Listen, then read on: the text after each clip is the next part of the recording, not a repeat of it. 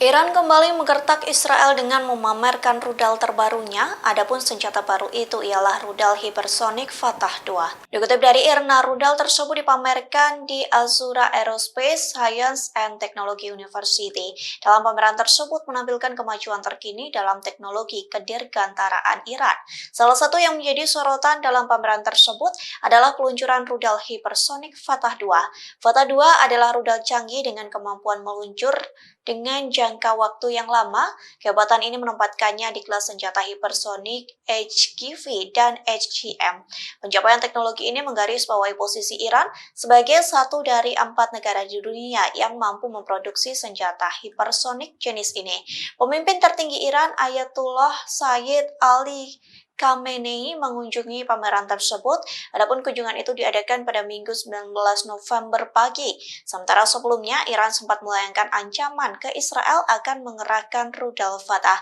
Iran mengancam akan menyerang Israel dengan rudal hipersonik ini jika terus menyerang Gaza.